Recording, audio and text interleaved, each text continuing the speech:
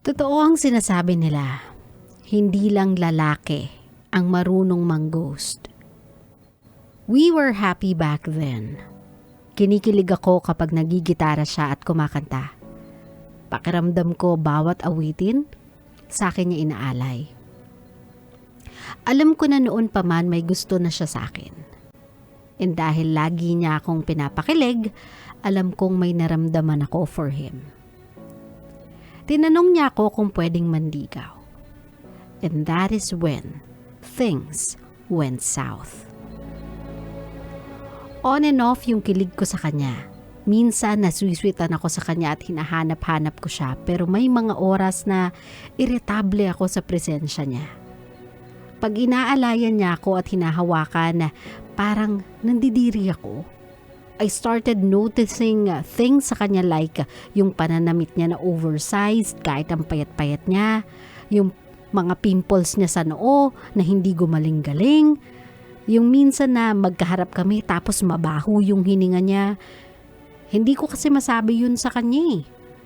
Hindi ko masabing na-turn off na ako sa kanya. So para hindi ko siya masaktan sa katotohanan, I stopped seeing him. Di ako nagre-reply. Pag dumadaan siya sa bahay, di ako lumalabas. Kapag nakikita ko siya sa kanto ng kalye namin, nagmamadali ako. I don't have the heart to love him.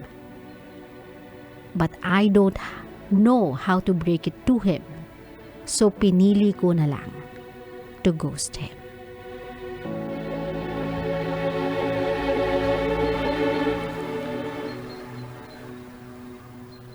My love, sabi ko nga to, time and time again, I have mentioned this one sa show ko. There will never be an easy way to break somebody's heart. Sa kahit anong paraan, anong form mo sabihin sa kanila yan, no matter how much you try to euphemize yung gagamitin mong salita to break the sad news to them that you just don't feel the same way, masasaktan at masasaktan mo sila. Pero wala na kasing masasakit sa feeling ng anong nangyari? We were fine. I thought things are going smoothly. O diba? I thought everything is okay. Akala ko swak kami. Akala ko nasa same page kami. Akala ko pareho kami ng nararamdaman. What happened? Anong nagawa kong mali? Yung feeling na you are trying to reassess yourself kung meron ka bang nagawang mali, kung meron ka bang kulang, kung may nasabi ka bang hindi maganda, and you are racking your brains out thinking that the problem is you. The problem is within you. And not knowing if yung mga questions na yun will ever be answered. Isa pa yung mga dahilan kung bakit ang hirap mag-move on sa isang relationship na one, walang label, two, bigla na lang nawala. So what I'm trying to say is, my love, your bitter na katotohanan will be much easier for him to take than you just ghosting him. You're right. This is something, Clarizze, that you should be ashamed of. Kasi no person is ever deserving of that kind of treatment. Yung parang basura ka na lang or parang kang basahan na bigla na lang iwa. After mong i-pour yung heart out mo to that someone, that is the kind of response you get. Not even a due respect of truth. Hindi man lang yung konting consolation ng katotohanan. Clarizze, if a person does this one to you, I am telling you, my love, with all my heart, with confidence and conviction, hindi mo magugustuhan. It's not a great experience. Ang sakit niya. So I hope you'll never have to feel anything remotely close to this in your lifetime ever.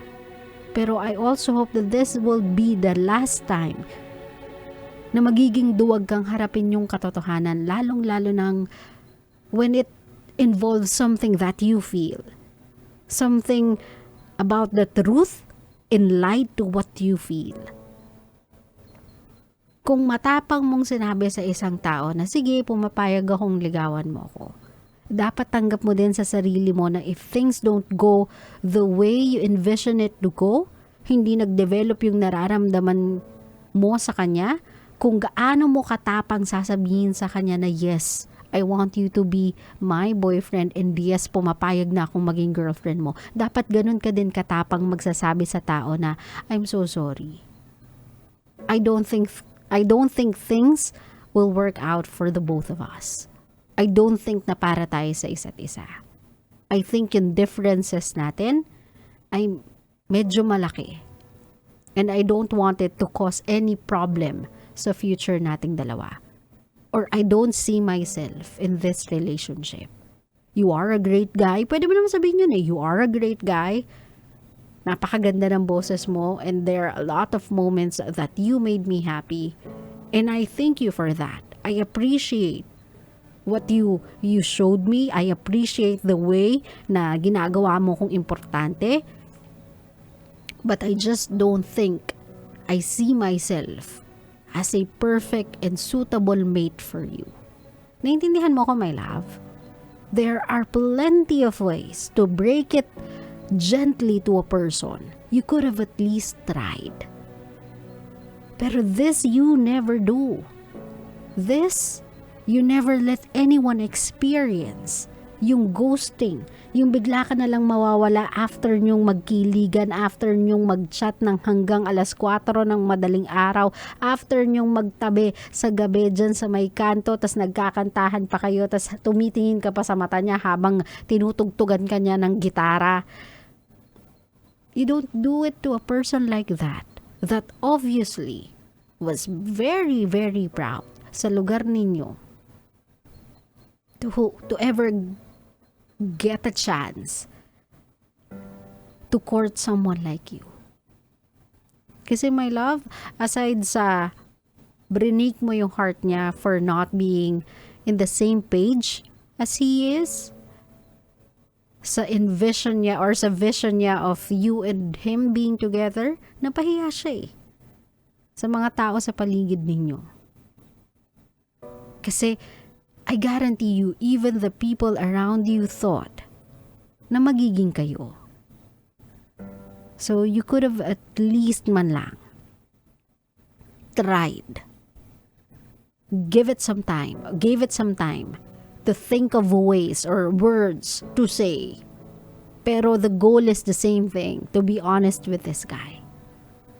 Well, Clarizze, hindi na rin naman natin maibabalik yung kahapon. If this is quite long ago, like months ago, I'm sure this person is just trying, diba, to move on from you already. This person might not get the answers na gugustuhin niya as to what happened to the both of you.